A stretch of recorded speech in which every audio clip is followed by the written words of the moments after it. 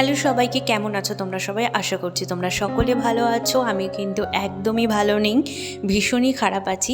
তার কারণটা তোমাদের ব্লগে বলবো।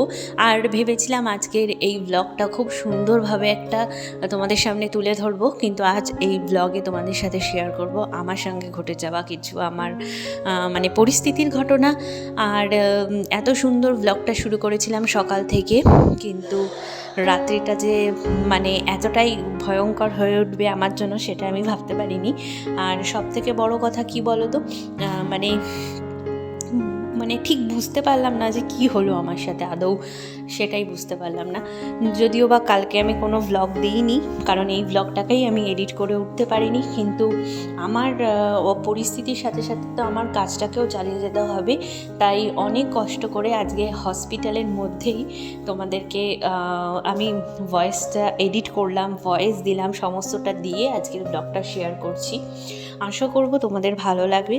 ভালো লাগলে লাইক, শেয়ার, সাবস্ক্রাইব অবশ্যই করো। তোমরা বলতে পারো যে তোমার এত বাজে একটা ঘটনা, তার মধ্যে তুমি বলছো কীভাবে বা ভ্লগ শেয়ার করছো কীভাবে? কি বলো তো, আমি অনেক কষ্ট করে একটা ভালো জায়গায় যাওয়ার জন্য আমি প্রচণ্ড কষ্ট করে এই ব্লগ চ্যানেলটাকে মানে তৈরি করছি। তো এটা হচ্ছে আমার মানে একটা কাজ বলতে পারো। যেমনি আমরা প্রত্যেকদিন অফিসে যাই, তো সেরকমভাবেই আমি মনে করি যে এটাও আমার অফিস, এবং এখানেও আমাকে রোজ আসতে হবে আমার সময় মতো। তো সেটা তো করতেই হবে বলো, না হলে তো আমি তো নিজের পায়ে নিজে কখনোই দাঁড়াতে পারবো না। আর তোমরা দেখতে পেলে যে সকাল থেকে উঠেই গ্যাস ট্যাস মুছলাম, কারণ আজকে শীতলা মায়ের পুজো আছে আমাদের এখানে, মা শীতলার।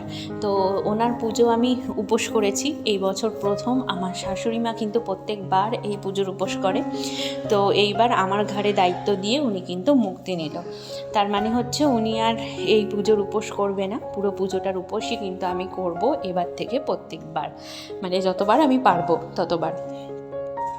তো সেই জন্যই আমি এদিকে ভালো করে গ্যাস ট্যাস মুছে নিলাম, যেহেতু আজকে মঙ্গলবার নিরামিষ, এবং মঙ্গলবারের ভ্লগ এটা। তো মঙ্গলবার এমনিও নিরামিষ আমরা খাই, আর তার মধ্যে শীতলা মায়ের পুজো পড়েছে। তো তোমরা অনেকেই প্রশ্ন করতে পারো যে তুমি শীতলা মায়ের পুজো করে আগুন কেন ছুঁচ্ছো? অ্যাকচুয়ালি কি বলো তো, আমি অনেককে দেখেছি শীতল পান্তা খায়, কিন্তু যেহেতু আমার মেয়ে বড্ড ছোটো, তার জন্য ওর জন্য তো খাবার বানাতে হবে। আর আমরা যে জায়গায় থাকি সেই জায়গায় সম্ভব না যে বাড়ির বাইরে বা রাস্তায় গিয়ে কোনো কিছু খাবার তৈরি করা। তাই মা ব্রাহ্মণকে ফোন করে বলে এ কথাটা, এবং তিনি আমাদেরকে জানান যে নিরামিষ আমরা খেতে পারি। তো সেই মতে সকাল থেকে চা করলাম, আর আমি তো চা খাবো না, ওদের জন্য চা করে দিলাম। চা করে এই যে গ্যাস ট্যাস পরিষ্কার করছি। তো এই যে চা হয়ে গেছে, এবারে হচ্ছে চাটা দেব। তো এই ব্লগটার সাথে সাথে তোমাদেরকে শেয়ার করি কিছু ঘটনা, যেটা কিনা আমার সাথে আজকে ঘটেছে। সকাল থেকে ভূমি ওঠার পর থেকেই কিন্তু বড্ড ওর শরীরটা মোটামুটি আর কি একটু একটু দেখছিলাম ঘ্যান ঘ্যান করছিল। তো ঘটনাটা ভূমিকে নিই। আর দেখো আমার গোপাল সোনাকে কিন্তু আমি সকালবেলায় খুব সুন্দর করে সাজিয়ে দিয়েছি। গোপালের কাছে বলি আমার মেয়েকে যেন সব সময় ভালো রেখো আর তাড়াতাড়ি সুস্থ করে দাও। তো সেদিন ও সকাল থেকে উঠে বেশিরভাগটা ঠাকুরের কাজ করেছি, আর সকাল থেকে মামাম একটু ঘ্যান ঘ্যান করছিল, আর খাওয়াতেও একটু নানা করছিল। তো কোনো রকম ওকে খাওয়ালাম, দুধ বিস্কুট প্রথমে খাইয়েছিলাম, তারপরে একটু ছিটেফোঁটা ঘি দিয়ে ভাত খাইয়েছি, যেহেতু ওকেও আজকে নিরামিষ খাওয়াবো। নাহলে কিন্তু মঙ্গলবার সচরাচর ভূমিকে আমি নিরামিষ খাওয়াই না, যেহেতু মা শীতলার পুজো করব, তার জন্যই কিন্তু ওকেও নিরামিষ খাওয়াবো। তাই ভাবলাম ওকে একটুখানি ঘি দিয়ে আলু সেদ্ধ দিয়ে ভাত খাইয়ে দিই। তো ভাত খাইয়ে দিয়েছিলাম, ও ঘি ভাতটা মোটামুটি খেয়েছিল। তো খাওয়ার পর তারপরে আমি স্নান টান সেরে তো রীতিমতো পুজো দেওয়ার জন্য বেরোবো। তো তোমরা দেখবে ব্লগে আমি পুজোর জন্য বেরিয়েছি, এবং পুজোরও কিছু ক্লিপ তোমাদের সাথে শেয়ার করেছি। তার আগে এখানে তোমাদেরকে ঘটনাটা বলে দিই। সেটা হচ্ছে যে ভূমি কিন্তু ততক্ষণও পর্যন্ত ঠিক ছিল, আমার সাথে গেছিল পুজোর কাছে গিয়ে অনেক আনন্দ করেছে। তো তারপর যে মেয়েটার কি হলো কি বলবো। তো যাই হোক, এখানে দেখো মা শীতলার এখানে আমাদের এখানে কুলো বার করে, তো সবাই মাথায় কুলো নিয়ে এসেছে। ওনাদেরকে আমরা চাল, তেল, সিঁদুর, ফুল এবং জল দিয়ে আহ্বান করেছি আমাদের বাড়িতে, এবং তারাও আমাদের বাড়ি থেকে চাল তেল নিয়ে গেছে। তো আমি আলতা পরতে বসেছি, মেয়েটা খুব বায়না করছিল, তার জন্য ওকে পরিয়ে দিলাম। এতক্ষণও পর্যন্ত আমার মামাম কত ভালো ছিল, সুস্থ ছিল। তো এরপরেই হচ্ছে মেন, তো পুজো টুজো করতে যাব, তার জন্য এখন আলতা পরবো, আলতা পরে ফল টল কাটবো, তাহলেই কিন্তু তারপরে শাড়ি টাড়ি পরে রেডি হয়ে যাব। আগে গিয়ে ফলের পাটাটা দক্ষিণাটা দিয়ে আসবো। পুজো হতে হতে প্রায় 2-2:30 বেজে যাবে, কারণ মামাকে খাওয়াতে হবে, ওকে ঘুম পাড়াবো, তার জন্য বাটাটা দিয়ে চলে আসবো। ওখানে তো বসে থেকে কোনো লাভ নেই, কারণ সবাই কুলো নিয়ে বেরিয়েছে, কুলো নিয়ে ঘুরে আসবে, ব্রাহ্মণ আসবে, তারপরে পুজো হবে। তো আমি সেই মত ফল টল কাটছিলাম। তো ভূমি এই সময়ও খুব ভালো ছিল, কিন্তু সন্ধ্যা 8টা থেকে ও বমি করতে আরম্ভ করে। প্রথমে ওকে আমি বিকেল 5টার সময় দুধ সুজি খাওয়াই, তারপর ঠিক 8:30টার দিকে ওকে পাতলা একটু দুধ খাওয়াই, যাতে ওর হালকা একটু পেটটা ভরা থাকে, এবং 9:30টার দিকে মেনলি 9:30-10টার দিকে ওকে ডিনারটা দিয়ে দিই। কিন্তু আমার সব থেকে ভুল হয়েছে আমার রুটিনটা চেঞ্জ করতে হবে, আমার ওকে 9টার মধ্যে ডিনারটা করিয়ে দেওয়া উচিত। কিন্তু যখন আমি ওকে 8টার দিকে একটু দুধটা খাওয়াতে গেলাম, প্রথম এক সিপ দেওয়াতেই ও কিন্তু হড় করে বমি করেছে একদম, মানে যা ছিল 5টার সময় যা খেয়েছে সম্পূর্ণ আমার বিছানায়। তো তারপর ওকে আমি 9:30টার দিকে, যেহেতু সব বমি করে বার করে দিয়েছে, ওকে আমি গ্যাসের ওষুধ খাইয়ে আর কি, হজমের ওষুধ খাইয়ে নিউপেপটিন খাইয়েছিলাম।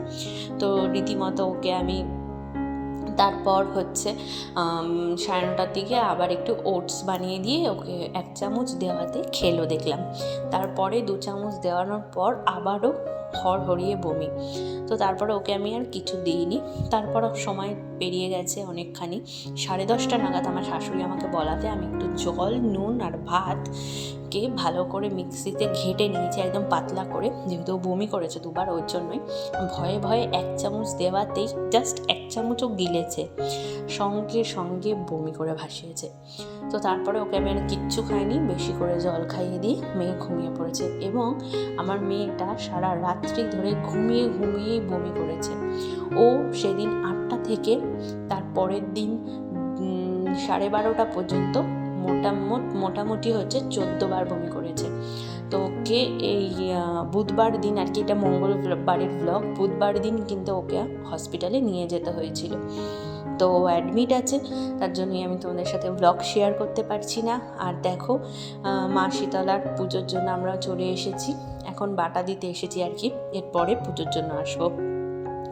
তো মাকে বলি আমার মামামকে সুস্থ করে দাও, এখনও হসপিটালাইজড আছে, ওর ব্লাড টেস্ট সবই হয়েছে, মোটামুটি ভালো আছে, খুব একটা খারাপ নেইও বলবো না, আছে আর কি বলবো। তো তাও এটা আমার কাজ, যেহেতু এটা আমার করা ছিল, তাই তোমাদের সাথে শেয়ার করলাম। তো আশা করব তোমাদের ভালো লাগবে, আর মামামকে অনেক আশীর্বাদ করো, ভালোবাসা দিও, প্রে করো যেন খুব তাড়াতাড়ি সুস্থ হয়ে যায়, এবং আমি তোমাদের সাথে সুন্দর ব্লগ শেয়ার করতে পারি আরও। তো চলো, ছেলে মেয়ে অসুস্থ থাকলে তো আর সেভাবে কিছু ভিডিও করা যায় না, আর যখন মেয়ে হসপিটালাইজ তখন কি আর ভিডিও করা যায়, ভিডিও তো করা যায় না। তো চলো, কেমন লাগলো অবশ্যই জানাবে, ভালো লাগলে লাইক শেয়ার সাবস্ক্রাইব করবে। তোমাদের ভালোবাসায় আমাকে রাখবে, আমার মেয়েকে রাখবে, আমার ভালোবাসায় তোমরা সকলে সবসময় থাকবে। সবাই সুস্থ থেকো, ভালো থেকো। তো এখন অঞ্জলি দিয়ে যজ্ঞ হচ্ছে, এরপর মায়ের ঘটে জল ঢেলে পুজো সম্পন্ন করব। কেমন লাগলো ব্লগটা জানাতে ভুলো না। আরও ব্লগ পাওয়ার জন্য চ্যানেলের সাথে থেকো, পাশে থেকো, খুব তাড়াতাড়ি তোমাদের সাথে আবারও দেখা হবে। খালি কামনা করো যেন আমার মেয়েটা যেন সুস্থ হয়ে যায়, আর তোমাদের সাথে সুন্দর ব্লগ শেয়ার করতে পারি। চলো তাহলে, কেমন লাগলো জানাতে ভুলো না। আমি কিন্তু তোমাদের সাথে তাড়াতাড়ি হাজির হব আমার মেয়ে সুস্থ হওয়ার পরেই। ভালো থেকো বন্ধুরা, সুস্থ থেকো।